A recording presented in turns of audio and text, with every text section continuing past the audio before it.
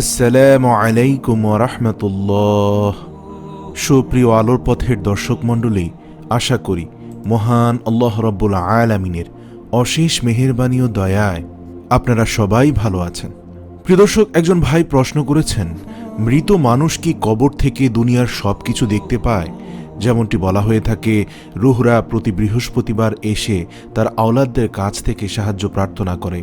এভাবে তারা কি কবরের জগৎ থেকে দুনিয়ার যাবতীয় সকল কিছু প্রদক্ষিণ করতে পারে? প্রিয় দর্শক, মৃত্যুর পরেও মানুষ দেখতে ও শুনতে পায়।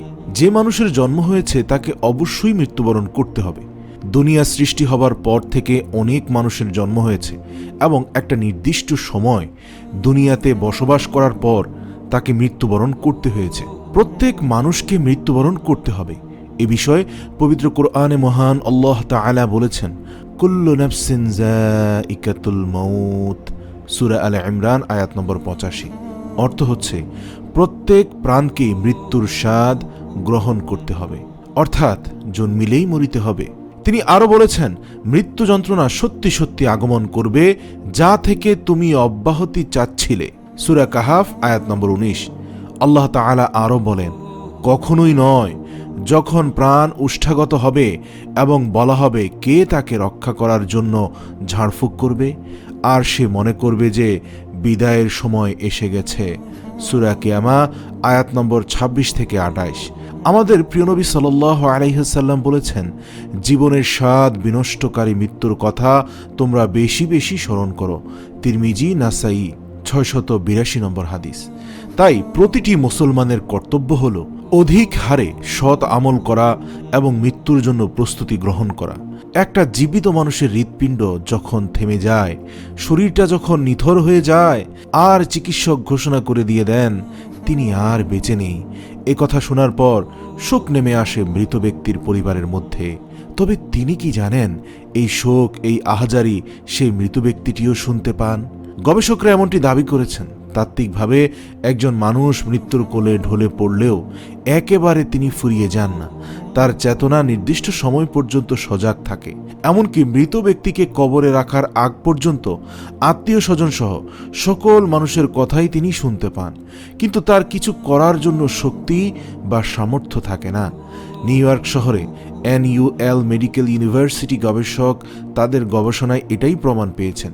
তারা হৃদরোগে আক্রান্ত রোগীদের পর্যবেক্ষণ করেছেন, যাদের অঙ্গ প্রত্যঙ্গের দিক থেকে কার্যকরভাবে মৃত, কিন্তু পুনরায় তারা আবার বেঁচে উঠেছেন। বিভিন্ন ক্ষেত্রে দেখা গেছে এমন রোগীরা মৃত্যুর পরেও মানুষের কথা শুনতে পান। মেডিকেল এবং নার্সিং স্টাফরা পরে এসবের সত্যতার প্রমাণ পেয়েছেন। একজন মানুষ মৃত্যুবরণ করার পরে তাকে গোসল করানো সহ যতগুলো কার্যক্রমের কথা হাদিসে এসেছে, সেসব ক্ষেত্রে আস্তে আস্তে গোসল করানোর কথা এসেছে।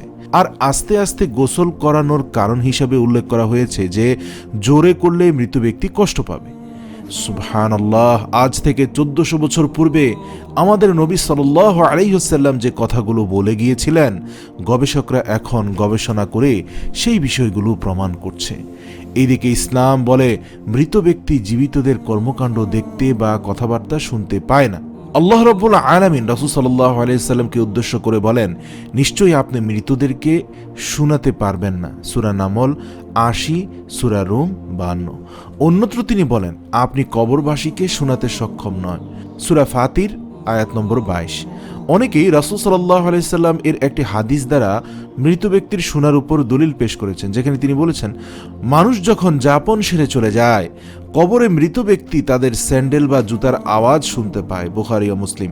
এর উত্তরে শায়খ আলবানী রাহিমাহুল্লাহ বলেন, যখন ফেরেশতাগণের প্রশ্নের জবাব দেওয়ার মৃত ব্যক্তিকে জীবিত করা হয়, সে সময় সে জুতার আওয়াজ শুনতে পায়, অন্য সময় নয়। আল্লাহ পাক আমাদেরকে সহিহ হাদিস ও মহাগ্রন্থ আল কোরআন বুঝে আমল করার তৌফিক দান করুক, আমিন।